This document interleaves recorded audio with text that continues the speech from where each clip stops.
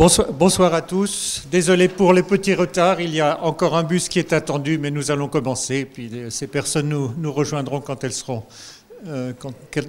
auront traversé les embouteillages. Nous sommes heureux d'accueillir aujourd'hui Nicolas Treps de l'Université Paris 6, qui va changer un petit peu des exposés qui portent proprement sur le laser, mais qui va nous parler d'expériences qui peuvent être réalisées avec le laser infiniment mieux que sans le laser, mais je pense qu'il va nous dire ça. Et donc il nous parle de vitesse de la lumière et de relativité. Voilà. Bien, merci Pierre. Bonjour, donc bonjour à tous, et merci d'être venus. Alors, il faut que tu restes là. Voilà, donc effectivement, je vais essayer de vous parler un petit peu de laser et de quelques découvertes de physique qu'on appelle parfois physique moderne, mais qui est en fait la physique du début du XXe siècle, liée au laser. Alors, je vais vous raconter une sorte d'histoire liée à ça. Je vais dire pas mal de choses. Des fois, ce sera quand même assez compliqué. Je ne vais pas hésiter à aborder certains concepts. Donc, on verra bien. N'hésitez pas si vous avez des questions. C'est important, je ne sais pas si vous avez l'habitude, mais c'est un séminaire. Dans un séminaire de ce type-là, on ne comprend pas forcément tout. Et ce qu'il faut essayer, c'est d'en retirer les choses que vous pouvez trouver d'intéressantes. Et puis, bien sûr, à la fin, on va essayer de laisser de la place aux questions pour pouvoir discuter de ces choses-là. Voilà, puis je vais essayer de vous montrer comment ces objets de physique un peu moderne peuvent être mis en œuvre dans des expériences extrêmement récentes et sur des exemples que j'espère vous connaissez pour remettre ça dans la vie un peu de tous les jours. Alors, pardon. Donc je vais commencer par un bref rappel historique, mais alors je ne suis pas du tout historien des sciences, donc je vais vraiment dire deux choses, mais c'est histoire de le mettre en perspective, parce que je vais beaucoup vous parler de lumière, la lumière qui est à la base d'énormément de découvertes. Alors la lumière a été étudiée depuis très longtemps. Donc les premières choses qu'on trouve, c'est Euclide, qui considère effectivement que la lumière est formée de rayons lumineux qui se propagent, mais on avait tendance à l'époque à considérer que la lumière partait de l'œil pour aller vers l'objet, ce qui est, j'espère vous le savez, pas le cas. La lumière vient de sources lumineuses et rentre dans l'œil. Et donc une des premières illustrations qu'on peut trouver de ce phénomène-là vient plutôt de Alhazen, donc au Xe, XIe siècle, qui était donc un physicien je crois né en Irak, mais qui a travaillé ensuite en Égypte. Et on trouve ce genre d'illustration une des premières fois où il explique que, là par exemple, si on veut éblouir des gens sur un bateau, on peut mettre des miroirs et diriger des rayons qui viennent effectivement du soleil pour, encore une fois, des objets de défense. Donc c'est pour faire la guerre. Néanmoins, voilà, la conception de la lumière telle qu'on la considère, donc de rayons lumineux, est assez ancienne et a permis de faire énormément de choses. Alors dès qu'on considère que la lumière est formée de rayons lumineux qui se propagent, qui vont par exemple du soleil à un endroit, on se pose la question, et je vais rentrer tout de suite dans le vif du sujet, de savoir quelle est la vitesse de la lumière. Alors vous avez sûrement une petite idée, du chiffre certainement pas, mais vous savez que la vitesse de la lumière est très très grande, puisqu'on n'est pas du tout sensible à cette vitesse-là dans la vie de tous les jours. Et donc c'est pour ça qu'il a fallu beaucoup de temps pour la mesurer. Néanmoins, dès le XVIIe siècle, Romer a, grâce à des observations astronomiques, réussi à développer la vitesse de la lumière. Je vais peut-être attendre quelques secondes. Je vais vous laisser rentrer.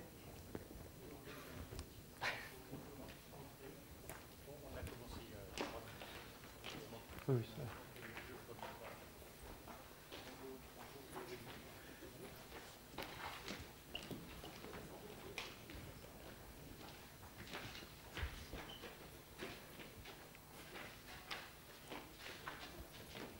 Donc vous n'avez rien raté, je commence uniquement, il n'y a pas de souci.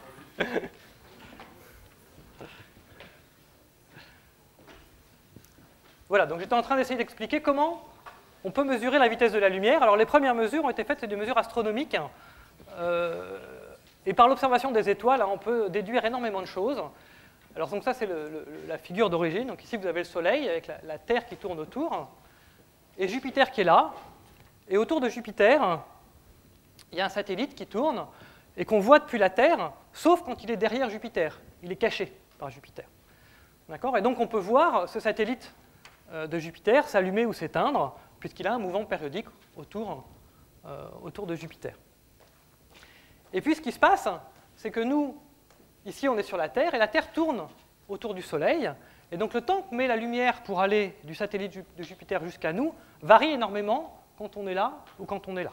Et donc si on fait le calcul, en fait, il y a 16 minutes de différence entre d'un côté à l'autre du Soleil. En gros, la lumière met 16 minutes à passer d'un côté à l'autre de l'orbite terrestre. Autrement dit, la lumière du Soleil met 8 minutes pour nous arriver.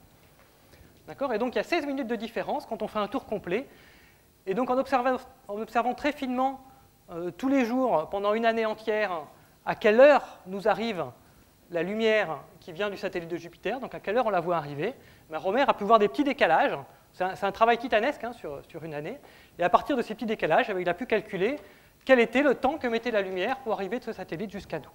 Il a trouvé une valeur qui est 215 000 km par seconde, sachant que la valeur vraie, c'est à peu près, c'est un petit peu caché là, mais c'est à peu près 300 000 km par seconde. Donc vous allez me dire, c'est pas bien, mais si, c'est très bien pour de la physique, parce qu'il a le bon ordre de grandeur. Il a la bon nombre de zéros, on va dire. C'est dans quelques centaines de milliers de kilomètres par seconde, ce qui était déjà tout à fait remarquable. Alors ensuite, les mesures de la vitesse de la lumière, donc ça c'est mon dernier transparent historique, je veux dire, se sont faites sur Terre. Et la première mesure de la vitesse de la lumière faite sur Terre a eu lieu en région parisienne, par quelqu'un qui s'appelait Fizeau. Donc là, il a fallu attendre la moitié du XIXe siècle. Et il a mesuré la vitesse de la lumière entre Suresnes, donc qui est à l'ouest de Paris, et Montmartre. Donc il y a une distance d'à peu près 8 km et demi. Sur l'aller-retour, ça fait 17 km. Et cette fois-ci, ce qu'il a essayé de faire, donc il y a de la lumière ici, il y a une roue dentée qui permet de couper ou d'ouvrir la lumière. Donc il envoie des petits paquets de lumière et il tente de mesurer l'aller-retour de ce paquet. Alors je ne rentre pas exactement dans les détails de cette expérience, mais on coupe la lumière par paquet et donc on mesure l'aller-retour de ce paquet. Et donc si vous faites le calcul, 17 km aller-retour, 300 000 km par seconde, il faut 0,05 millisecondes pour faire l'aller-retour.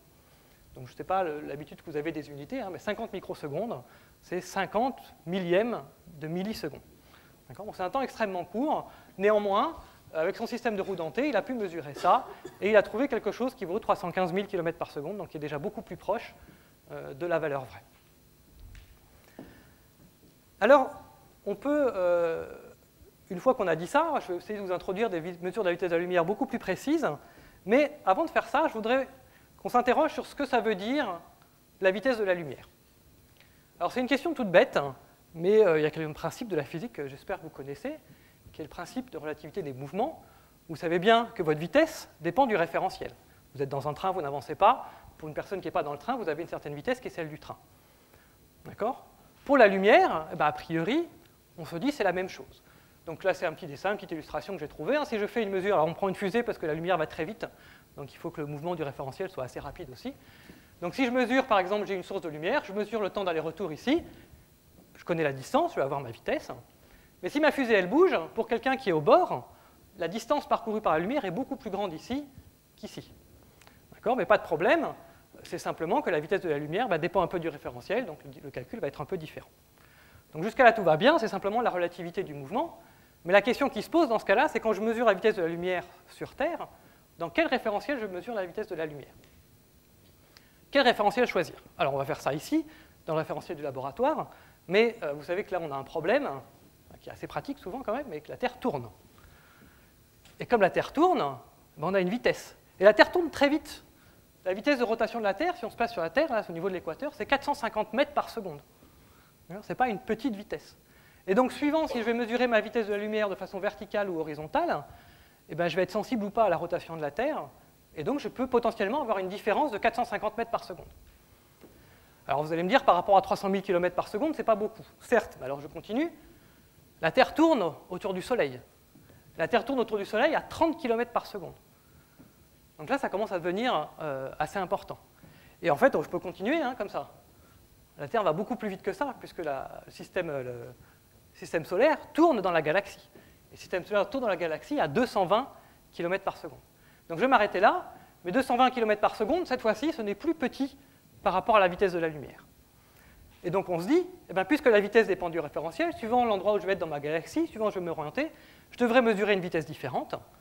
Et donc c'est bien, je vais pouvoir mesurer la vitesse de rotation de la galaxie, puisque je vais voir la différence suivant le référentiel dans lequel je suis. Donc petite question qu'on peut se poser, est-ce qu'on peut faire ça ? Alors historiquement, la question n'était pas exactement comme ça, mais je préfère la poser comme ça.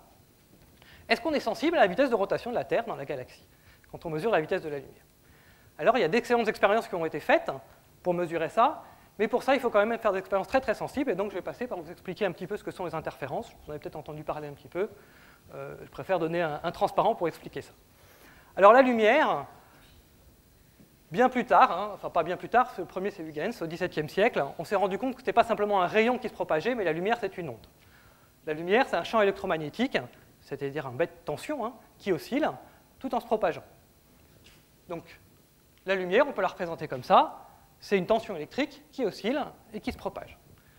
Et puis, vous avez la distance entre deux maxima, qu'on appelle la longueur d'onde, et ça vous connaissez, suivant la longueur d'onde de la lumière, vous avez des couleurs différentes. Donc les différentes couleurs de la lumière, c'est simplement une onde qui oscille à différentes vitesses. Alors juste pour illustrer ça, hein, vous avez déjà vu un prisme, si vous envoyez de la lumière blanche sur un prisme, ça sépare toutes les couleurs, et les couleurs sont séparées parce que justement, la vitesse de propagation de la lumière dans le prisme dépend de la longueur d'onde. Donc ça, c'est une preuve hein, du phénomène ondulatoire qui permet de séparer toutes les longueurs d'onde.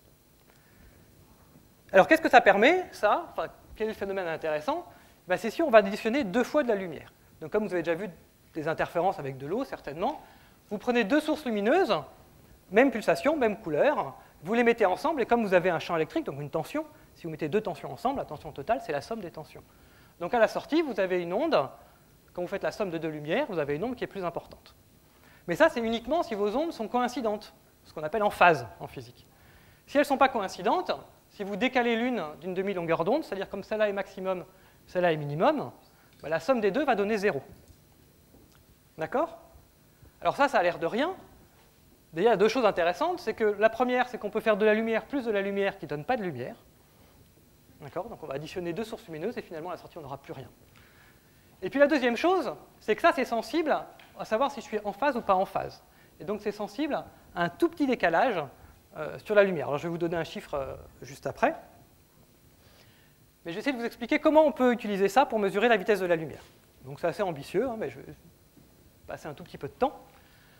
Alors, on utilise un appareil qu'on appelle un interféromètre de Michelson. Alors ce n'est pas directement pour mesurer la vitesse de la lumière, mais je vais vous montrer quel est l'intérêt de cet appareil-là. Donc je prends une onde, et donc justement je vais faire des interférences. Donc pour ça, je vais la séparer en 2, et je vais la recombiner.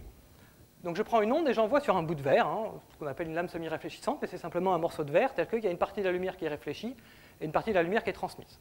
Je m'arrange pour que ce soit la moitié, pour que ça marche bien, mais il n'y a pas de contrainte. Et ici j'ai un miroir, et ici j'ai un miroir. Donc ma première onde ici, elle va jusqu'au miroir, elle est réfléchie, puis elle revient sur la lame, et je regarde que ce qui est de nouveau réfléchi par la lame ici. Le premier chemin possible pour la lumière. Deuxième chemin possible pour la lumière, elle est réfléchie ici, elle va sur le miroir, elle revient là. Donc ici, à cette sortie-là de mon interféromètre, j'ai de la lumière qui est passée par ce côté-là et de la lumière qui est passée par ce côté-là. Si les 2 chemins ici ont la même longueur, mes 2 lumières ici, les ondes sont coïncidentes, elles ont les maxima ensemble, et à la sortie, je vais avoir de la lumière plus de la lumière, qui va donner un peu plus de lumière. Tout va bien. Et maintenant, je vais m'amuser à bouger ce miroir-là. Je recule ce miroir-là exactement d'une demi-longueur d'onde. Ce qui fait que mon oscillation, là, elle est retardée d'une demi-longueur d'onde. Donc ce qui passe ici, c'est qu'au lieu d'avoir 2 maxima ensemble, j'ai un maxima d'un côté et un minima de l'autre. Alors pour voir, il faut se tourner un peu pour regarder ce qui est maxima et minima, mais vous allez y arriver. Et dans ce cas-là, à la sortie, je n'ai plus rien. C'est ce que je vous expliquais. Lumière plus lumière, si je ne suis pas en phase, je n'ai plus rien à la sortie. Et ça, c'est sensible à un décalage du miroir qui correspond à la moitié de la longueur d'onde. Et la moitié de la longueur d'onde de la lumière, donc ça je vous l'affirme, hein, on peut la mesurer, c'est 0,0003 mm. D'accord ? La longueur d'onde de la lumière dans le rouge, c'est à peu près 600 nanomètres. Donc on est à 0,003 mm. Et donc un déplacement de mon miroir ici, de cette petite distance, change ce que Michelson regarde ici. Soit j'ai de la lumière, soit j'ai pas de lumière. Et donc je peux le voir directement. En regardant là, je peux voir si mon miroir se déplace d'une quantité qui vaut 0,003 mm. Donc je fais une mesure extrêmement précise. Oui. Oui. Je pense que la double flèche que tu as portée sur le lambda sur 2 l'explique clairement, mais quand même, c'est l'aller-retour. Oui, j'ai volontairement caché sous le tapis. Ouais. J'ai volontairement caché sous le tapis que c'est effectivement l'aller-retour qui fait lambda sur 2 et non pas le décalage. Donc le décalage lui-même, c'est lambda sur 4. C'est un quart de la longueur d'onde que j'ai effectivement un peu caché. Voilà, mais donc néanmoins, on peut avoir une absence de lumière. Et donc on est sensible à ce changement de distance ici. Donc on peut mesurer une différence de distance entre ce bras-là et ce bras-là. Eh bien, si mon interféromètre de Michelson se déplace, il est sur la surface de la Terre tourne, mon interféromètre se déplace, eh bien la distance parcourue dans un référentiel est différente que celle parcourue dans un autre référentiel. Vous êtes dans un train, vous ne bougez pas, vous parcourez une distance nulle. Pour quelqu'un qui est en dehors du train, vous parcourez une certaine distance. Donc la distance parcourue par la lumière dépend du référentiel. Et donc, on va pouvoir être sensible à cette variation de la distance en fonction du référentiel avec ce système-là. Et on va pouvoir être sensible à une variation extrêmement petite. Donc au XIXe siècle, Michelson a fait l'expérience. Alors je vais vous montrer une petite illustration de l'expérience. Donc en fait, il a posé ses miroirs, je vais vous montrer une petite photographie après, sur un bac. Et en plus, il a posé ça sur une cuve à mercure pour pouvoir faire tourner ce grand plateau, pour pouvoir justement regarder, en fonction de l'orientation, si on a une vitesse différente, puisque la vitesse de la Terre a une certaine direction. Donc ça, c'est une photo d'origine. Alors en fait, on ne voit pas tant de choses que ça. Donc j'ai mis un petit schéma derrière. Donc quand on regarde de dessus, c'est exactement ce que je vous ai décrit, sauf qu'il complique un petit peu. Au lieu de faire un bras simple, il fait plein d'allers-retours, et puis il revient. Mais ma lame séparatrice, elle est là, et son microscope, il est là pour voir la lumière. Puis il place ça sur la Terre, alors ça c'est facile, c'est la partie simple, et il fait tourner la Terre, ça aussi c'est pas très dur, et après il regarde, ici là dans son microscope, ce qu'il voit en fonction du temps, donc en fonction de savoir de la rotation de la Terre, et puis de savoir où on est en fonction d'une année. Et donc ce qu'il observe, c'est le signal qui est ici, donc ça c'est un vrai signal expérimental, c'est le signal, l'échelle horizontale qui a malheureusement disparu, c'est une journée, ici, matin, midi et soir. Et il voit que ce qui sort de son interféromètre ne dépend absolument pas du moment de la journée. Alors que pour le matin, je suis de ce côté-là de la Terre, le soir, je suis de l'autre côté. Donc il y en a dans un cas où je tourne autour du Soleil de façon positive, et dans l'autre cas, je tourne autour du Soleil de façon négative. Donc la vitesse apparente change de signe quand je suis d'un côté ou de l'autre côté de la Terre. Et donc il s'attendrait à voir un signal, et en fait en pointillé, c'est le signal théorique qu'on aimerait bien voir, donc lié à cette rotation de la Terre. Et en fait, c'est bien pire que ça, c'est que le signal pointillé ici, ce n'est pas en fait le vrai signal, c'est 1/10 de ce qu'on attend. Donc en fait, l'expérience montre que la lumière, la vitesse de la lumière, ne dépend pas du référentiel. Autrement dit, on n'est pas sensible au fait que la lumière tourne autour de la Terre, ou que que la Terre tourne dans la galaxie. On ne voit pas cet effet-là. Donc contrairement à toutes vos expériences de train ou de choses comme ça, pour la lumière, ce n'est plus vrai. Et ça, c'est quelque chose de tout à fait remarquable. On reviendra sur les conséquences de ça un petit peu plus tard. Je vais simplement utiliser la vitesse de la lumière pour l'instant. On va faire trop de choses compliquées tout de suite. Mais c'est tout à fait remarquable.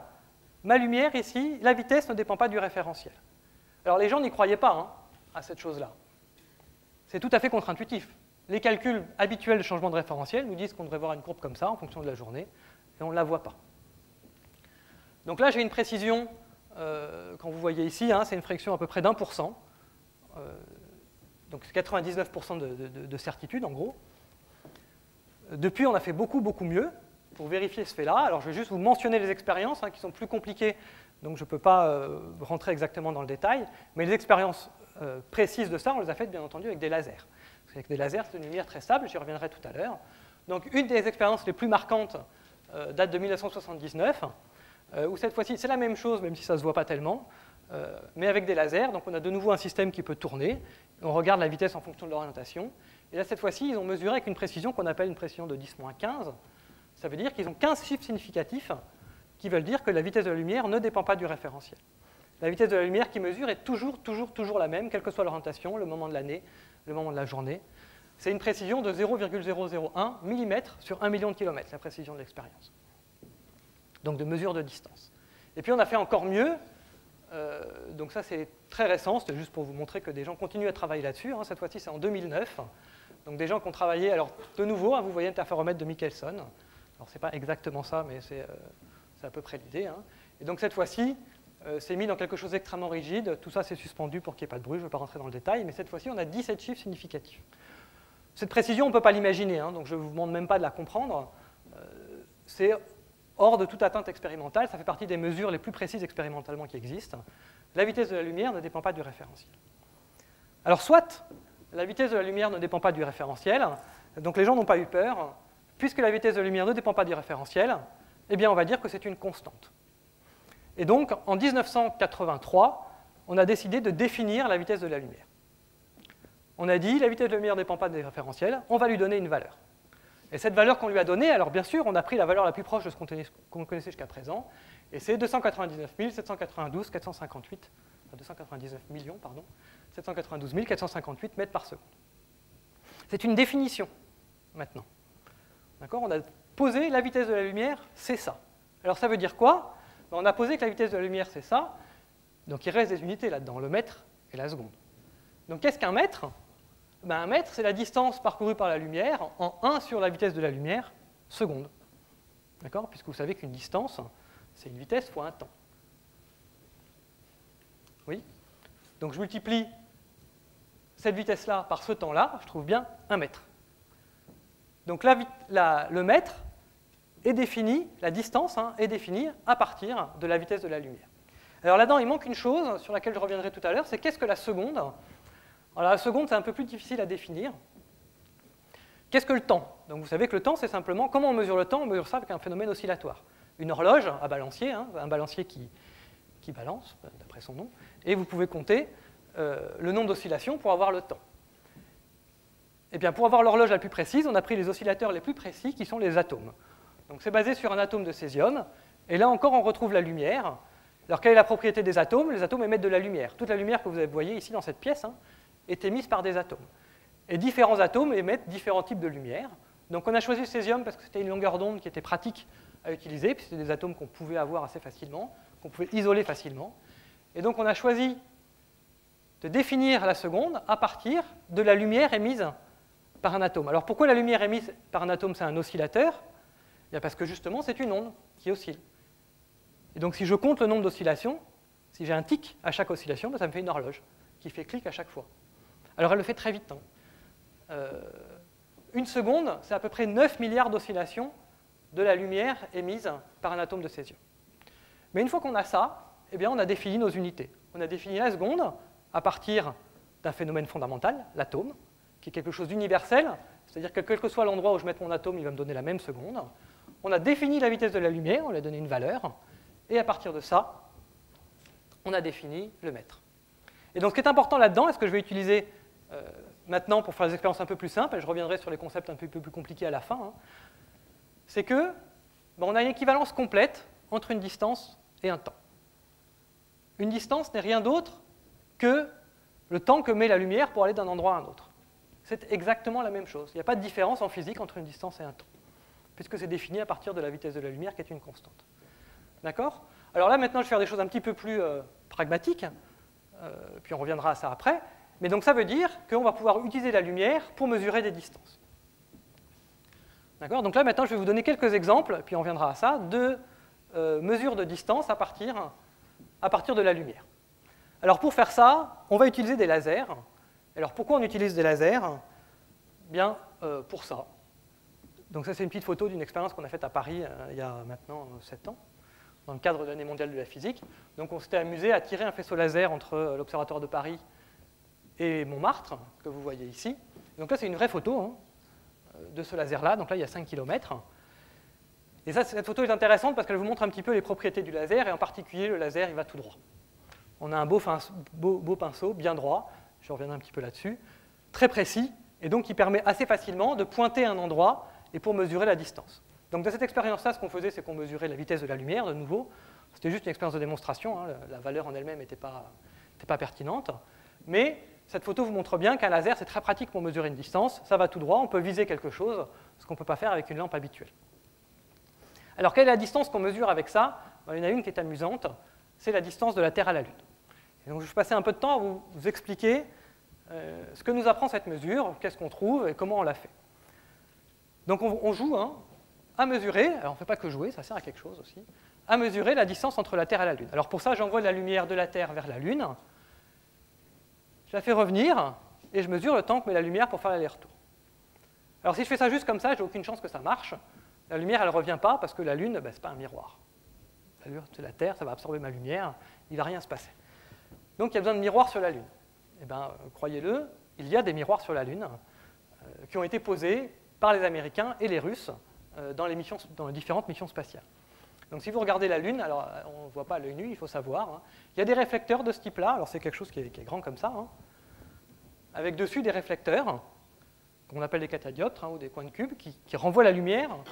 Et il y en a 5, donc 3 qui ont été posés par les Américains et 2 qui ont été posés par les Russes sur la Lune. Alors ces réflecteurs, c'est ce qu'on appelle des coins de cube, donc c'est 3 miroirs qui sont comme ça, qui ont la propriété de renvoyer la lumière toujours dans la direction d'où elle vient. Donc si j'arrive à le viser, la lumière me revient. Alors ça, on appelle ça aussi des catadioptres, et ça vous connaissez, c'est la même chose que vous avez sur vos vélos. Sur les vélos, vous avez des petits réflecteurs sur les côtés notamment. Et pourquoi ils sont bien ces réflecteurs? Parce que quand une voiture éclaire son réflecteur, la lumière revient, donc c'est pour ça qu'on voit quelle que soit la direction du vélo. Si on mettait des miroirs sur le vélo, ça ne servirait à rien, parce que ça ne renverrait pas la lumière. Là, c'est la même chose.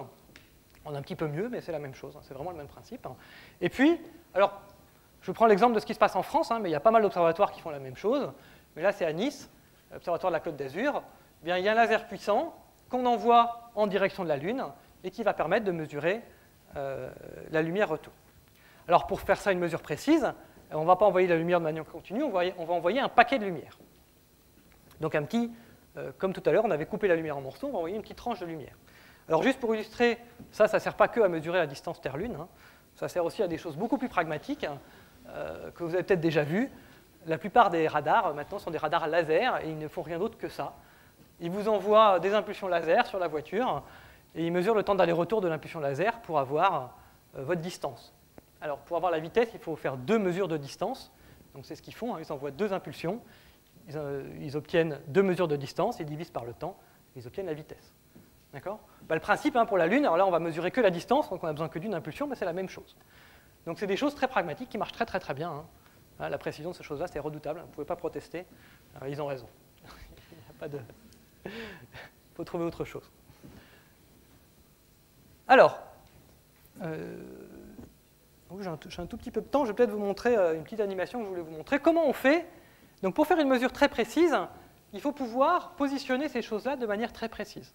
Donc, il faut envoyer un paquet de lumière qui soit le plus court possible. Plus mon paquet de lumière est court, plus je vais pouvoir le positionner facilement dans le temps. Si mon paquet de lumière il est grand, je vais avoir une précision de position qui sera modulo cette distance-là. Donc, il faut réaliser un paquet de lumière très court. Et alors pour ça, donc ça c'est une autre chose qui est relativement subtile, que je vais essayer de vous montrer néanmoins, parce que ça me servira après. C'est une petite animation qu'on trouve sur Internet. C'est l'Université de Colorado qui fait des choses comme ça, donc n'hésitez pas, je voulais le refaire jusqu'à ce que j'ai trouvé ça, donc c'était plus pratique. Je vous ai dit que quand on additionnait des ondes, on obtenait des interférences. Donc quand j'additionne 2 fois la même lumière, j'obtiens plus de lumière. Mais j'obtiens toujours de la lumière continue, je ne fais pas des paquets de lumière. Ce qu'on peut faire, c'est s'amuser à additionner des couleurs différentes. Donc là, j'ai une onde, ici, là, une sinusoïde, et en bas, j'ai la somme de toutes les ondes que je vais mettre. Donc j'ai une onde qui est là, une onde rouge, et je vais additionner une onde de fréquence double. Donc j'ai celle-ci et j'ai celle-ci. Et là, je fais la somme. Alors comme ces ondes ont des fréquences différentes, ça fait quelque chose de bizarre. D'accord? Bon, pourquoi pas. Et donc j'en mets, au lieu d'en mettre 2, je vais en mettre plein. J'en mets 3, 4, 5, 6. Alors si vous regardez en même temps ce qui se passe sur la somme, vous voyez que sur la somme, je commence à avoir des paquets de lumière. Alors pourquoi j'ai des paquets de lumière? Parce que mes ondes, elles sont toutes maximales ici en même temps, et comme après elles n'évoluent pas à la même vitesse, elles interfèrent de manière destructive. Elles sont des fois, il y en a qui sont maximales ici, des fois qui sont minimales ici, et plus j'additionne d'ondes de couleurs différentes, donc vous voyez, là j'ai 1, 2, 3, 4, 5, 6 couleurs différentes que j'additionne, et comme ça me fait des impulsions. C'est ce qu'on appelle des impulsions lumineuses. Vous faites ça avec du son, c'est la même chose, vous additionnez des sons de différentes fréquences, vous obtenez des paquets de sons. Vous prenez un son très bref, un son très bref est composé de plein de sons de fréquences différentes. Voilà, donc ça c'est juste ce que je voulais vous expliquer, je ne vais pas en dire beaucoup plus, c'est quelque chose que vous verrez plus tard. Mais si je veux réaliser des paquets de lumière très courts, une technique qui marche très bien, c'est d'additionner plein de couleurs différentes.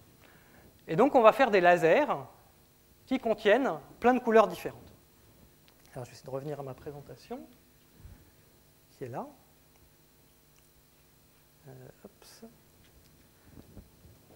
Voilà, et donc les lasers les plus modernes actuellement sont ce qu'on appelle des lasers en impulsion, donc des lasers qui font des impulsions, et dans lesquels il y a plein de couleurs différentes. Alors dans cette conférence-là, l'objet n'était pas de revenir sur le principe du laser, donc je vous ai mis un exemple de laser ici.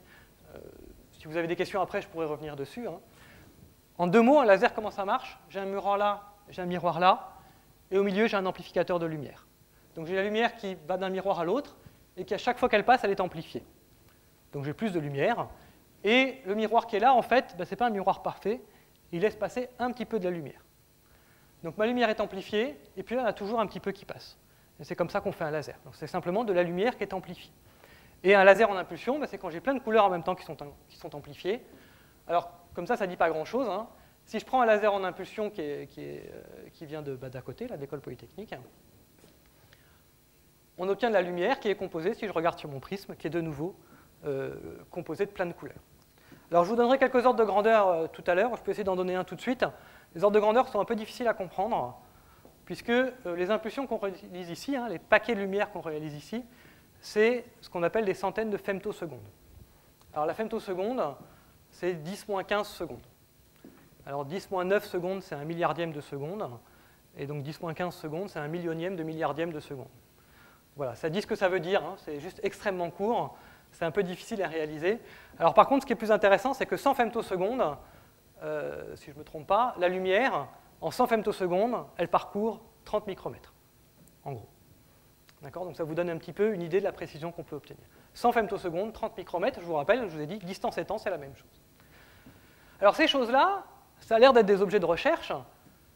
Alors 100 femtosecondes, ça reste encore des objets de laboratoire, même si on commence à en avoir de plus en plus. Pour des impulsions un petit peu plus longues, eh bien, il y en a partout. Il y en a partout, notamment dans les fibres optiques. Donc vous savez ce que c'est les fibres optiques, hein ? C'est un machin comme ça, c'est un bout de verre au milieu qui guide la lumière. Eh bien, toutes les communications aujourd'hui sont faites par fibre optique. Et donc on envoie des petits paquets de lumière, des impulsions, et une impulsion, c'est une information. C'est soit un 0, soit un 1. D'accord ? Et donc avec toutes ces impulsions-là, on code de la lumière dans les fibres optiques. Donc ça, c'était le prix Nobel de 2009 hein, pour les fibres optiques. Et des fibres optiques, toutes vos communications, à chaque fois que vous prenez votre téléphone portable, quasiment tout le temps, il y a un moment où ça passe par une fibre optique, et donc quasiment tout le temps, il y a un moment où ça passe par un laser en impulsion. Alors si vous regardez sur un document, alors celui-là c'est un document Alcatel, je crois, je ne suis pas complètement sûr, enfin qui m'a été fourni par des gens qui travaillent chez Alcatel. Si vous regardez, il y a des fibres optiques partout dans le monde. Donc ça c'est le réseau de fibres optiques sous-marins dans le monde. Donc vous voyez bien sûr qu'il y a une grosse concentration entre la France et les États-Unis, mais pas uniquement, aussi à travers le Pacifique. Et toutes ces choses-là, c'est ça qui est intéressant, c'est que les concepts quand même assez subtils que je vous ai expliqués juste avant, on les utilise tous les jours pour avoir des communications. Tout Internet, entre la France et les États-Unis, passe là-dedans, dans ces fibres optiques qui sont là. D'accord ? Et pour l'instant, il y a assez de capacité, et il semble que bientôt, il faille poser de nouvelles fibres. C'est ce qu'ils commencent à dire maintenant. Alors, revenons à notre histoire. Donc ça, c'était pour vous montrer que la distance Terre-Lune, c'est intéressant, mais ces choses-là ont des applications pratiques. Revenons à notre histoire, et on va mettre quelques nombres maintenant. Donc en fait, pour la distance Terre-Lune, on ne prend pas 100 femtosecondes, on prend 100 picosecondes. La lumière, en 100 picosecondes, elle parcourt 3 cm. Donc mon paquet ici de lumière, il fait 3 cm de long. Il fait l'aller-retour, et on mesure l'arrivée de ce paquet. Alors comme ce paquet il a une forme, comme ça, on peut le positionner à peu près à 1/5 de la taille du paquet. Donc on a une précision sur la mesure de 6 mm. C'est-à-dire qu'on peut mesurer la distance entre la Terre et la Lune à 6 mm près. La lumière, elle met 2 secondes à peu près pour faire l'aller-retour. Alors c'est un petit peu faux d'ailleurs, je crois que c'est plutôt 800 000 km l'aller-retour, il me semble, hein, c'est pas 600 000, mais bon, j'ai fait un petit raccourci. Parce que c'est un chiffre qui est facile à retenir. 1 seconde pour aller de la Terre à la Lune avec la lumière. La lumière va à 300 000 km par seconde, la distance Terre-Lune, 300 000 km. D'accord ? Et donc là, l'impulsion, elle met 2 secondes pour faire ça. Et donc sur 600 000 km, on va avoir une précision de 6 mm. Et donc on a une précision de 1 pour 100 milliards à peu près. D'accord ? Donc c'est une mesure tout à fait redoutable. Et puis on trouve que la Lune s'en va. Elle s'éloigne. Alors c'est bon, hein, 3,8 cm par an, on a le temps. Mais néanmoins, la Lune s'éloigne régulièrement de 3,8 cm par an. On peut voir ça tout le temps. D'accord ? Et donc ça, c'est des choses qui se font régulièrement, tous les jours. On mesure la distance entre la Terre et la Lune. Alors pour commenter un petit peu plus sur cette mesure, il y a des choses intéressantes à dire là, parce que là, c'est quand même idéalisé. Mon laser, il ne reste pas comme ça, suivant tout mon trajet. Alors, quelle est la différence déjà, quelque chose finalement assez simple, entre un laser et la lumière normale ? Est-ce que je pourrais faire cette mesure avec une ampoule plutôt qu'avec un laser ? Alors la réponse c'est non, hein, sinon on prendrait une ampoule, ce serait plus facile. Pourquoi? Alors on va faire une petite expérience, ce n'est pas vraiment une expérience. Hein. On va comparer ce qui se passe, une pièce avec une ampoule éteinte pour l'instant, et une pièce avec un pointeur laser. Pour ça on va faire le noir, voilà, dans la pièce. Et on va allumer l'ampoule. Donc si j'allume l'ampoule, ça éclaire ma pièce. Jusqu'à là, tout va bien. D'accord? Une expérience que vous faites tous les jours. Si j'allume mon laser, il se passe quoi? Ben, il se passe la même chose que si j'allume le laser ici. Là, mon laser est allumé. Alors il y en a qui, effectivement, le voient là-haut, mais sinon, sur le chemin, on ne le voit pas. Donc si j'allume mon laser, il se passe ça. C'est-à-dire qu'on ne le voit pas, on le voit simplement parce qu'il va diffuser au niveau de son point d'impact. Et ça, pourquoi? Pas parce que la lumière laser, elle va tout droit. Et donc comme elle va tout droit, elle ne rentre pas dans l'œil. Donc on ne la voit pas. D'accord? Et donc c'est l'intérêt de la lumière laser par rapport à la lumière blanche. Là, l'essentiel de la lumière est perdu dans toutes les directions, alors que là, on garde toute la lumière qui va tout droit. Et donc c'est pour ça qu'on le représente comme ça, hein, mais en pratique, on ne voit pas cette lumière-là. Donc c'est pour ça qu'on dit que la lumière laser, c'est la lumière ordonnée, qui est concentrée dans l'espace, et qui peut aussi être très concentrée dans le temps, c'est ce que je viens de vous dire. On peut faire des paquets de lumière très courts avec des lasers. C'est beaucoup plus efficace, mais néanmoins, ce n'est pas parfait. Donc là, je ne peux pas faire l'expérience ici. Hein. Je pense que ça ne se voit pas. Non, ça ne se voit pas. Oui, mais je pense que ça ne se verra pas de toute façon. Mon faisceau. Ah, il y a quelques poussières. Ah, il y a quelques poussières. Non, c'était pour montrer la taille du faisceau, en fait. Non, je pense qu'on ne la verra pas. Bon, c'est pas grave, c'est pas grave. Donc mon faisceau ici, il fait à peu près 1 à 2 mm de diamètre. Et en fait, si j'éclaire quelque chose de très loin, et ben, au bout d'un moment, ce faisceau il commence à s'écarter. Il diverge. Donc ça, c'est un phénomène d'optique que vous connaissez peut-être, qu'on appelle la diffraction. Et on a beau avoir un laser, on ne peut pas lutter contre la diffraction. C'est comment? Ma lumière, de toute façon, au bout d'un moment, la tache lumineuse, elle augmente. Dans l'expérience qu'on avait faite au-dessus de Paris, là où je vous ai montré la vitesse de la lumière au-dessus de Paris, ben, mon laser, au départ, il faisait 2 mm. Arrivé à Montmartre, il faisait à peu près 1 mètre. Oui? C'est une vraie photo, c'est moi qui l'ai prise. Il y avait plein de gouttelettes d'eau. Ah oui, c'est dans les. Alors d'abord, il y avait beaucoup de puissance. On envoyait quelques watts. Ça, c'est 1 milliwatt, donc il y avait beaucoup de puissance. Et puis, le ciel de Paris est un peu pollué. Mais on la voit. Non, mais ce qui est remarquable, par contre, c'est que, en fait, la lumière est diffusée par les particules, mais en fait, elle est diffusée dans la direction du laser. Donc, si on regarde de côté, on ne le voit pas. Si on regarde le long, on le voit un petit peu. Voilà, il faudrait pour le coup faire le noir, mais tout à l'heure, on pourrait essayer si vous voulez. La diffusion de la lumière dépend de la direction. Néanmoins, la lumière s'écarte. Et donc, si je fais ma distance Terre-Lune, en fait, ce qui se passe, c'est plutôt ça.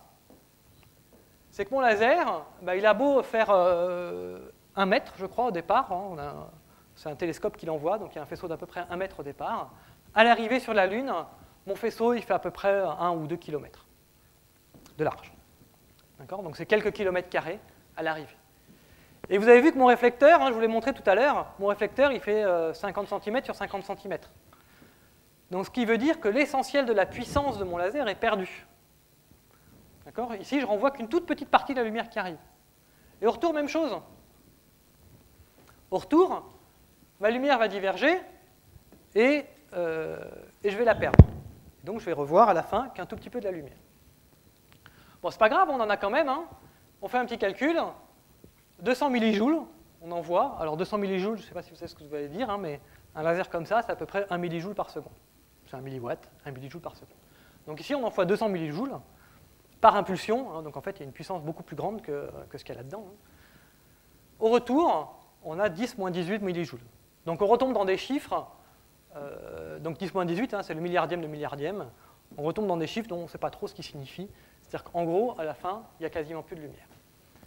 Et alors là, il se passe quelque chose de tout à fait remarquable, dont je ne peux pas résister de vous dire un mot. Hein. C'est que le détecteur, à l'arrivée, en moyenne, il ne voit rien. Et à peu près une fois tous les 100 tirs, il voit un clic. Et si on analyse l'énergie qu'il y a dans ce clic, c'est à peu près 100 fois ça. Alors les ordres de grandeur ne sont pas tout à fait bons sur ce que j'ai écrit là, mais ce n'est pas grave. C'est quelques centaines de fois ça. Et puis, l'essentiel du temps, on n'a plus rien, et puis de nouveau, on a 100 fois ça. C'est-à-dire qu'en moyenne, mon détecteur, si je fais la moyenne sur tous mes tirs, il obtient bien cette énergie-là, mais au lieu d'obtenir à chaque fois la même énergie, en général, il n'a rien, et puis de temps en temps, il a 100 fois plus que d'habitude. Et ça, c'est ce qu'on appelle le photon. le photon, c'est quoi? C'est l'énergie minimale, c'est la particule de lumière. Donc en fait, la lumière est formée de particules.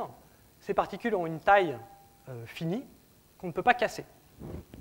Et donc si on a quelque chose qui en moyenne devrait être plus petit que la taille du photon, que l'énergie de cette particule de lumière, on ne peut pas le détecter. Donc de temps en temps, il y a une particule qui revient, et l'essentiel du temps, il y a 0 particule qui revient. Et ça, c'est un phénomène auquel on est sensible tous les jours dans les mesures de la distance Terre-Lune. C'est-à-dire le détecteur, effectivement, il ne voit rien en général, et de temps en temps, il a un petit clic parce qu'il y a un photon qui est revenu. Et donc voilà, une nouvelle description de la lumière, ce n'est plus des rayons, c'est plus une onde, c'est ce qu'on appelle des photons, c'est des particules. Alors c'est quoi ces particules? C'est une particule insécable, comme toute particule, c'est pour ça qu'on l'appelle comme ça, et c'est un paquet d'énergie. Donc l'énergie, vous avez vu à peu près avant, donc je ne vais pas vous donner plus d'ordre de grandeur que ça. Et alors ce paquet d'énergie, qui a l'air tout petit, n'est pas si petit que ça, en fait, on y est sensible assez facilement. Si vous faites de l'imagerie, donc c'est quelques ordres de grandeur intéressants. Si vous prenez un appareil photo numérique, et que vous faites une photo de nuit, où il y a très peu de lumière, eh bien, si vous vous placez dans de mauvaises conditions, parce qu'il faut assez rapidement, on trouve que la qualité de la photo est limitée par le fait que la lumière est composée de photons. Alors pourquoi ça? Je reviendrai sur le chiffre après. Si je veux faire une image avec une lumière qui est composée de particules, si je ne mets pas assez de particules, mon image elle ressemble à ça. Là, j'ai 20 millions de particules, j'obtiens une belle image. Ici, j'en ai que 1000, et forcément, avec 1000 particules, je ne peux pas faire cette image-là. D'accord? Donc le fait que ma lumière soit composée de photons fait que pour faire une image, il me faut un minimum de particules, il me faut un minimum de photons. D'accord? Et donc, c'est la même chose dans les appareils photo numériques. Si vous êtes vraiment en pleine nuit et que vous avez un détecteur sensible, au bout d'un moment, vous êtes limité par ça. Vous avez beau avoir un bon détecteur, il n'y a pas assez de photons, il n'y a pas assez de photons. Un autre calcul intéressant qu'on peut faire, c'est vous demander aux astronomes quelle est l'étoile la plus faible visible à l'œil nu, et ils connaissent très bien la luminance de cette étoile-là. Vous faites le calcul, vous trouvez que ça correspond à quelques dizaines de photons qui rentrent dans l'œil. Donc quelques dizaines de photons par temps de rémanence de l'œil, en gros. Donc le photon a beau être une particule élémentaire petite, l'œil humain est sensible aux photons. Des biologistes ont pu montrer que c'est à peu près 3 photons. Avec 3 photons, on arrive à exciter les cellules de l'œil. Donc c'est quand même des choses auxquelles on est sensible tous les jours. Alors le photon, qu'est-ce qu'on va en faire? Donc là, on va revenir sur des concepts un petit peu plus compliqués pour finir cet exposé. Et donc je vais vous reparler un petit peu d'expériences un petit peu plus récentes qu'on fait avec des photons. Alors on fait une chose remarquable avec des photons, c'est qu'on piège des atomes. Alors comment on piège des atomes avec les photons? Je ne veux pas en dire beaucoup, mais les photons, il y a une image qui marche pas mal, c'est des petites particules. On envoie ces petites particules sur les atomes, c'est comme si on envoyait une balle sur quelqu'un, il y a un effet de recul parce que le photon arrive sur l'atome. Donc on vient taper sur les atomes avec nos photons pour faire reculer les atomes. Et donc si on met 4 faisceaux laser, donc de nouveau des lasers dans toutes les directions, eh bien on va empêcher les atomes de partir, parce qu'on va taper dessus avec des photons, et donc on va pouvoir piéger des atomes. Ça, ce sont des choses qui se font maintenant régulièrement dans les laboratoires de physique. Donc là, c'est un exemple de piège à atomes, où on voit un petit nuage d'atomes qui est piégé ici. Donc là, vous avez plein de fenêtres dans lesquelles on envoie des lasers, et au milieu, vous avez des atomes qui, dans cette image-là, je ne suis pas complètement sûr, mais doivent être des atomes de rubidium, sont piégés ici. Et donc on voit un petit nuage d'atomes ici, c'est parce que les atomes émettent de la lumière, et on voit ces atomes qui sont piégés ici, et on peut les garder longtemps. Donc là, c'est des choses assez récentes, qui ont valu le prix Nobel en 1997. Alors ça, à quoi ça sert? Alors ça sert d'abord à faire de la physique fondamentale, donc nous, ça nous intéresse beaucoup, on fait plein d'expériences avec ça, mais ça sert à des choses un petit peu plus pratiques. Et pour ça, on va revenir en fait à ce que c'est que le temps. Alors ça sert à quoi? Ça sert à faire des horloges. Donc là, vous avez une photo d'une des horloges les plus modernes du monde, les plus précises du monde. Ça n'a pas l'air comme ça. Et pourquoi c'est une des horloges les plus précises du monde? Donc je vous rappelle qu'une horloge, pour faire une horloge, on regarde la lumière émise par des atomes et on compte à quelle vitesse cette lumière oscille. Et pour faire ça bien, il faut qu'on ait des atomes qui ne bougent pas et qui ne soient pas modifiés par leur environnement. Il ne faut pas qu'ils soient attachés à autre chose. Donc si je prends un atome dans un cristal, ça ne marche pas parce qu'il est gêné par ses voisins. Et donc la manière la plus précise qu'on a de faire maintenant, c'est de faire des atomes. Alors là c'est des atomes de césium, mais c'est de piéger des atomes. Donc on vient piéger des atomes ici et on vient les interroger. Et comme ces atomes ne bougent plus, ben, on a beaucoup plus de temps pour les interroger. Alors c'est un peu plus subtil que ça, hein. Ici, ce qui se passe, c'est qu'en fait, les lasers perturbent les atomes, donc on ne peut pas les interroger à cause des lasers. Donc on piège l'atome ici, on les lance vers le haut, mais vraiment, hein, avec un laser, on tape dessus, on les lance vers le haut, et puis on les laisse monter et redescendre, et pendant ce temps-là, on les interroge. Et donc avec ça, on fait des horloges extrêmement précises. Et une nouvelle fois, je n'ai pas mis le chiffre, hein, mais les ordres de grandeur, de précision, c'est 10-16, on retombe toujours dans ces ordres de grandeur-là. Alors vous allez me dire à quoi ça sert? Ben, ça sert à quelque chose que vous connaissez très bien, ça sert au GPS. Donc c'est l'occasion, hein, le GPS, ce n'est pas exactement des lasers, mais c'est de la lumière, de vous expliquer comment fonctionne le GPS. Puisque c'est dans un GPS, en fait, vous avez des horloges qu'on appelle donc des horloges atomiques. Donc ce n'est pas exactement le même principe que celle d'avant, mais c'est la même physique. Donc le GPS, vous avez plein de satellites autour de vos têtes qui tournent, et dans chacun de ces satellites, vous avez une horloge extrêmement précise. Et toutes ces horloges sont synchronisées. C'est-à-dire que tous les satellites ici ont la même heure parce qu'ils ont la même horloge. Et tous ces satellites envoient un signal, c'est tous le même, donc là bon, c'est un petit peu compliqué, on n'a pas besoin. Elles envoient un signal qui est quelle heure il est. Ils envoient la position où ils sont et quelle heure il est. Alors comment on se positionne avec ça? Si j'ai un observateur, par exemple qui est placé ici, qui voit deux satellites, il regarde et qu'il a une horloge, lui, il regarde l'heure envoyée par ce satellite-là, il compare avec l'heure qu'il a là, et il connaît le temps de différence, et donc la distance qu'a parcouru la lumière entre là et là. Donc il peut connaître, en mesurant cette différence de temps, la distance entre lui et le satellite. Donc il compare son horloge à lui, à l'horloge du satellite. Donc il va mesurer cette distance-là, puis il va mesurer cette distance-là, et s'il y a deux satellites, il trace deux cercles à la même distance, et il se trouve à l'intersection des deux. Donc c'est ce qu'on fait votre appareil GPS. Il a une horloge, et il vient comparer ces deux choses-là, et il trouve sa position. Et ça marche uniquement parce qu'on a des horloges extrêmement précises dans les satellites. Alors c'est un petit peu plus compliqué que ça, j'en dis juste un mot, hein, bon, ce n'est pas forcément indispensable. En général, l'horloge de votre récepteur, hein, de votre téléphone, de ce que vous avez en voiture, est en général pas précise. Et donc si l'horloge est fausse, le temps que vous mesurez n'est pas bon, et donc vous êtes placé à côté. Et donc c'est pour ça qu'en fait, deux satellites ne suffisent pas. Sur un plan, il en faut 3. Dans l'espace, il en faut 4. Parce qu'on va recouper les informations avec plusieurs satellites. Avec ça, on va s'affranchir de l'heure qu'il y a dans votre appareil. Autrement dit, on va utiliser un des satellites pour régler l'heure de l'appareil et les autres pour se positionner. Et donc ça, c'est une vraie animation, hein, qu'on trouve sur Wikipédia, qui vous dit pour un point donné de la Terre, donc qui correspond à peu près à la France, en fonction de la rotation de la Terre, le nombre de satellites que vous voyez. Et en moyenne, hein, vous en voyez 7 ou 8. Donc vous avez plein d'informations redondantes pour vous positionner. Donc ça, c'est la vraie rotation, hein, des satellites en fonction du jour, ce qui se passe. Il y en a une trentaine de satellites au-dessus de nos têtes qui permettent de se positionner dans le GPS. Alors, sur ce GPS, il faut quand même que je vous dise un mot en plus, parce qu'il y a une subtilité qui est assez intéressante et assez amusante. Je vous rappelle ce que je vous ai dit tout à l'heure pour mon horloge. Tout à l'heure, je vous ai expliqué que ma vitesse de la lumière, là, si je suis dans une fusée ou pas dans une fusée, donc si je suis dans un satellite ou pas dans un satellite, ici, je parcours une distance qui vaut ça, ici, je parcours une distance qui vaut ça. Et je vous ai dit, ça c'est pas grave, c'est la composition des vitesses. On en déduit simplement que la vitesse de la lumière est différente si je suis dans ce référentiel de la fusée ou si je suis dans le référentiel qui n'est pas dans la fusée. Mais j'ai passé un bon moment à vous expliquer tout à l'heure que la vitesse de la lumière ne dépendait pas du référentiel. Alors ça, c'est assez subtil, hein. On a un problème. Ici, on a un chemin qui a une certaine longueur. Quand je regarde depuis l'extérieur, on a un chemin qui est beaucoup plus long.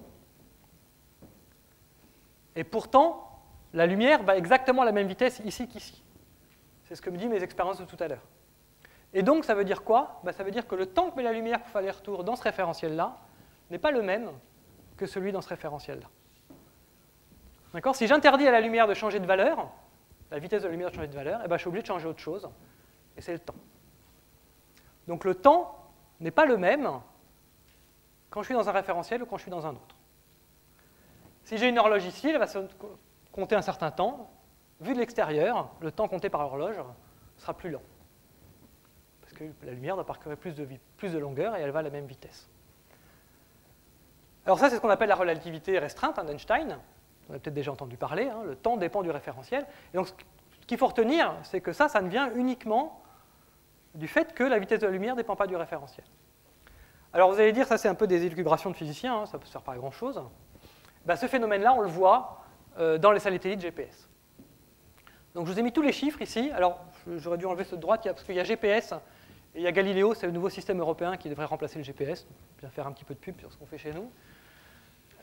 Et après, vous faites les calculs. Donc, je ne vous ai pas donné les formules, hein, mais les satellites sont à 20 000 km. Ils ont une vitesse d'à peu près 3 000 ou 4 000 mètres par seconde. Et donc, du fait de cette vitesse, l'horloge qui est dans le satellite ne va pas à la même vitesse suivant le satellite que je considère. Et si je fais le calcul de la différence de temps en une journée, mes horloges dans mes satellites prennent à peu près 7 microsecondes de retard en une journée à cause de cet effet relativiste. Alors 7 microsecondes, ça n'a pas l'air beaucoup, mais 7 microsecondes à la vitesse de la lumière, ça fait 2 km. Et donc, si on ne savait pas, si on ne connaissait pas la relativité d'Einstein, eh bien, notre GPS ne marcherait pas, parce qu'au bout d'une journée, on serait positionné à 2 km plus loin. C'est un effet macroscopique, hein. On ne serait pas ici, on serait à l'université d'Orsay, ce qui est très bien aussi, mais ce n'est pas le même endroit. D'accord? Donc, l'effet de relativité du temps est un effet concret qu'on est obligé de prendre en compte tous les jours dans votre GPS pour corriger l'horloge qui sont dans les satellites, parce qu'elles ne vont pas à la même vitesse, parce qu'elles sont dans des satellites. D'accord? Donc le fait que le temps dépende du référentiel est une réalité expérimentale de tous les jours qu'on peut vérifier. Alors il me reste il y a encore un peu de temps, donc je vais vous faire, allez, je vais vous faire la fin qui va avec, et puis après on va pour 5-10 minutes. Donc là on peut aller encore un peu plus loin. Bon, j'hésitais un peu à vous raconter ça, mais si vous voulez savoir ce qui se passe maintenant en physique sur ce genre de choses, la relativité restreinte, maintenant, c'est quelque chose qu'on connaît bien, qui est bien établi, à laquelle on croit, parce qu'elle est confirmée par toutes les expériences. Il y a autre chose dans la relativité, c'est ce qu'on appelle la relativité générale. Alors, je ne vais pas vous expliquer la relativité générale, mais je vais vous expliquer qu'on la mesure, et donc ça, c'est assez amusant. La relativité générale, c'est quoi? Ce que je vous ai expliqué tout à l'heure, c'est le fait que le temps dépend du référentiel, d'accord, simplement à cause de problèmes de vitesse. Ce qu'a postulé Einstein plus tard, c'est qu'en fait, c'est beaucoup plus fort que ça. C'est que la forme de l'espace dépend des masses. Donc en gros, si vous prenez une masse très grosse, donc ça c'est une représentation pour essayer d'expliquer, par exemple le Soleil, le Soleil déforme l'espace autour de lui. Et donc si je prends un rayon lumineux qui passe proche du Soleil, au lieu d'aller tout droit, il est dévié parce que l'espace est déformé par le Soleil. Bon, soit. Est-ce qu'on peut mesurer ça?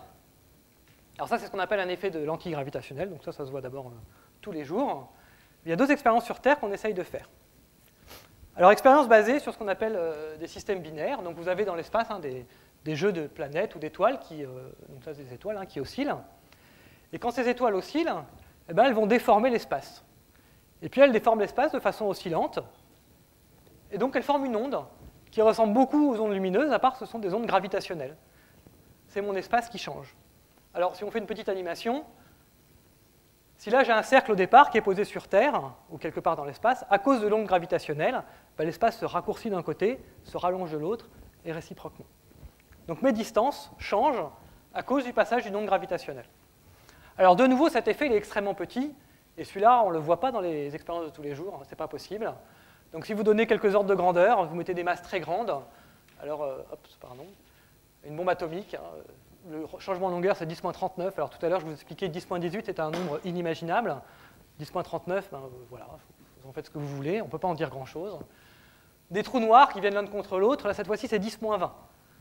Alors 10-20 c'est déjà plus proche des chiffres qu'on a vus juste avant, qui étaient de l'ordre de 10-17 ou 10-18, et donc ça on peut espérer le voir. Alors pourquoi je vous le raconte ça? Parce que vous pouvez comprendre comment on peut espérer le voir, si vous vous rappelez ce dont je vous ai parlé au début. Parce que pour voir ça, on va utiliser un interféromètre de Michelson. Parce que ici, si je mets mes 2 bras dans l'interféromètre de Michelson, j'ai un bras dont la longueur change par rapport à l'autre, et je vais pouvoir être sensible à ces changements de longueur de bras. Dans ces expériences-là, il y en a plusieurs à travers le monde. Il y en a notamment une du côté de Pise, en Italie, où vous avez un interféromètre de Michelson qui est là. Donc là, vous avez la lame séparatrice. Là, vous avez un miroir. Et là, vous avez un miroir. Ça fait 3 km. D'accord, ça aussi. Donc, c'est plus le même interféromètre. Mais on peut faire une mesure comme ça, avec un interféromètre de Michelson ici. Et on montre que la précision de ça, c'est à peu près 10-18. Donc on est très proche de mon 10-20 de tout à l'heure. Alors 10-18 mètres, hein, c'est 1/1000e de la taille du noyau atomique. C'est petit, mais on peut le voir. Voilà, donc ces interféromètres-là, ça marche actuellement. Donc là, c'est pour finir là-dessus. Hein. Pour l'instant, on n'a pas vu les ondes gravitationnelles. Donc les gens cherchent beaucoup.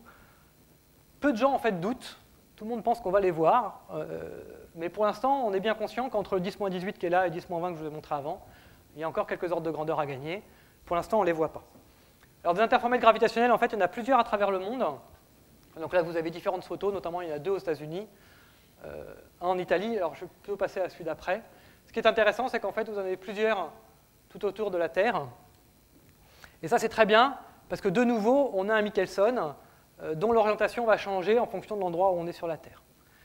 Et donc, quand on a une onde gravitationnelle qui passe, l'effet est tout petit. Donc, comment faire la différence entre ça et une onde sismique, entre un train qui passe à côté, hein, parce qu'il y a vraiment un train qui passe à côté. Aux États-Unis, ils ont le problème des gens qui coupent du bois à côté. Donc, quand les arbres tombent, ça fait du signal sur l'interféromètre, hein, c'est vrai, ils le font vraiment. Donc, on en met plusieurs autour de la Terre. Et puis, on va regarder si celui-là voit un signal et que l'onde vient par là. Ben, celui-là va voir un signal un petit peu plus tard. Et donc, on pourra faire ce qu'on appelle des corrélations entre les différents signaux et voir ces ondes gravitationnelles. Je vous répète, pour l'instant, on ne les a pas vues. Voilà, donc je vais m'arrêter là. Pour conclure, j'aurais deux petits mots que je voudrais dire. C'est qu'est-ce qu'on apprend de tout ça? Donc, au-delà de savoir qu'il y a des phénomènes physiques assez intéressants qui se passent, ce que j'essaie de vous montrer, c'est que sur ces choses-là, il y a quand même un aller-retour constant entre des choses extrêmement pratiques. Alors, je n'ai pas pu parler de tout, hein, mais je vous ai parlé de télécommunications, je vais parler de radar. On peut parler d'opérations des yeux qui sont faites par laser. Donc, il y a énormément d'applications concrètes qui sont tout de suite liées à des concepts de physique très fondamentaux. Donc là, très prochainement, normalement l'année prochaine, on va envoyer sur la Station spatiale internationale une horloge, de nouveau, une horloge encore plus précise que d'habitude, pour faire des mesures d'ondes gravitationnelles, pas vraiment de gravitationnelles, mais de relativité générale, dans l'espace. D'accord ? Et les concepts qui servent à ça sont aussi, pas directement, mais c'est le même genre de concepts, de laser, de physique, qui sont faits là-dedans. Donc il y a un aller-retour constant entre ces deux choses, et ça c'est une chose dont il faut se rappeler. Et puis bien entendu, il y a plein de choses dont je ne vous ai pas parlé. Hein. Et donc il y a une chose, vous avez peut-être remarqué, que j'ai cachée sous le tapis, donc au-delà du lambda sur 2, il y a plein d'autres choses que j'ai cachées sous le tapis. Notamment, je vous ai parlé de lumière qui va tout droit, tout va bien, de lumière qui est une onde, tout va bien, et après je vous ai parlé de lumière qui est une particule. Si vous faites deux particules ensemble, vous n'allez jamais faire qu'une particule plus une particule, ça ne fait pas de particule.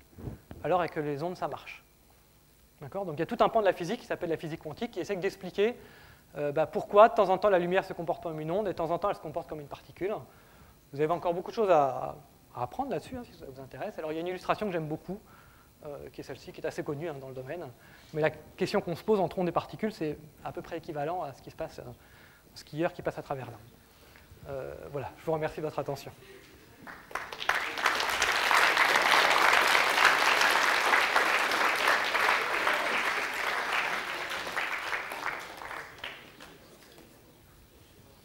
Merci beaucoup, Nicolas. Il y a des questions ? N'hésitez pas, hein, même les questions les plus naïves sont les bienvenues. Est-ce que tu peux nous en dire un peu plus sur l'expérience de 2005 au-dessus de Paris, là, lors de l'année de la physique ? Je peux revenir là-dessus. Donc ça, c'était une expérience, c'est l'année mondiale de la physique. Hein, donc on avait, le but du jeu, c'était simplement une expérience grand public. L'idée, c'était de remontrer... Je vais y arriver. Hop, je suis passé trop loin. Voilà. C'était de montrer qu'on pouvait mesurer la vitesse de la lumière sur Terre. Donc là, c'est Montmartre. Nous, on était à l'Observatoire de Paris, donc je vous dis 5 km. Et donc, même chose, on avait fait comme l'expérience de Fizeau du milieu du 19e siècle. C'est qu'on coupait notre lumière par petits paquets et on mesurait l'aller-retour du paquet. Alors, cette expérience, je peux en dire un tout petit mot en plus. L'expérience des dents de Fizeau, elle est assez amusante parce que le concept est très intéressant. Vous avez une roue dentée qui tourne et qui de temps en temps laisse passer la lumière et de temps en temps ne laisse pas passer la lumière. Donc à peu près le même temps. C'est la taille des dents. Donc en fait, ce qui se passe, c'est que la lumière passe à travers une dent et que ma roue continue à tourner. Et si ma roue tourne exactement à la bonne vitesse, au moment où la lumière revient, elle va être bloquée par la dent de ma roue. Si je vais trop lentement, elle va passer à travers et elle va revenir par le même trou. Si je vais trop vite, elle va repasser par le trou d'après. si elle va exactement à la bonne vitesse, au retour, elle est bloquée par la dent. D'accord? Donc, en faisant tourner une roue, eh bien, en mesurant simplement la vitesse de rotation de la roue, on peut connaître la vitesse de la lumière. C'est-à-dire que si on connaît la vitesse de rotation de la roue, donc on sait combien de temps on passe de cette configuration-là où j'ai un trou à cette configuration-là où j'ai plus de trou. D'accord? Donc, on a le temps que met la lumière pour faire l'aller-retour. Et si on connaît la distance, il faut absolument mesurer la distance. Si on connaît la distance, on peut en déduire la vitesse de la lumière. Donc ça, c'est exactement ce qu'on avait fait ici. Alors, ce n'était pas avec une roue dentée, mais c'était avec un système équivalent pour mesurer la vitesse de la lumière. Voilà Une expérience trompeuse a cru montrer qu'on pouvait aller plus vite que la vitesse de la lumière. J'attendais cette question. Effectivement, je crois que c'était en octobre dernier.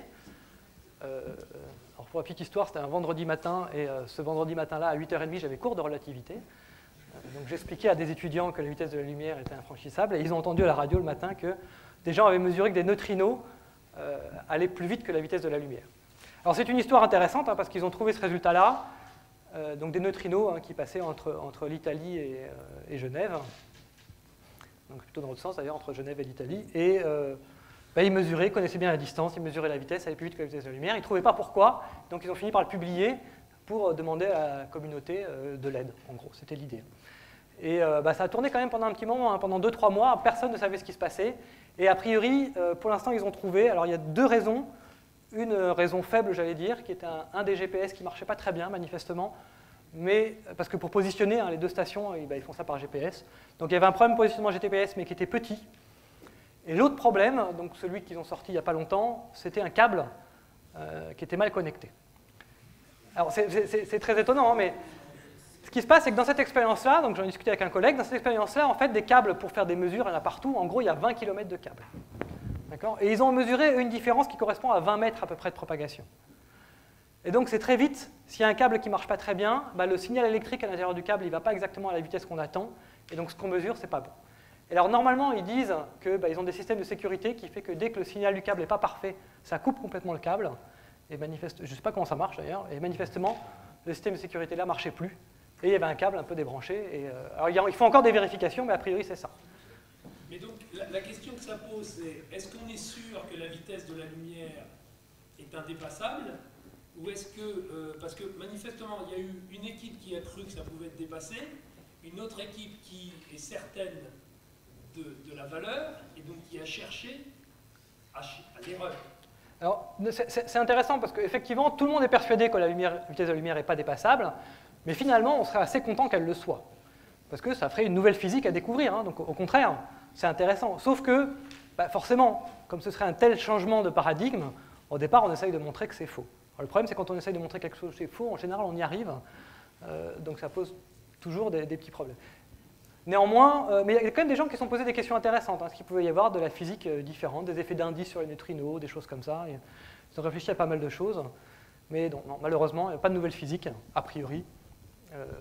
Voilà, la relativité marche encore. Mais on ne peut pas dire que c'est une équipe qui ait mesuré un temps, donc une vitesse un petit peu plus grande que la vitesse de la lumière, et une autre équipe qui n'était pas d'accord. C'était toute la communauté des physiciens dans le monde qui disait « Attends, revérifiez encore une fois tous vos instruments, parce que c'est quand même trop révolutionnaire. » Oui, c'était un bel exemple de phénomène collectif, en fait. Les gens travaillaient ensemble là-dessus. Autre question? Quelques questions. N'hésitez pas. Allez-y. Autrement, je vais croire que vous avez tout compris, mais ça, je ne vais pas... tant mieux, mais... Non, écoutez, dans ce cas, on va s'en tenir là. Merci à Nicolas.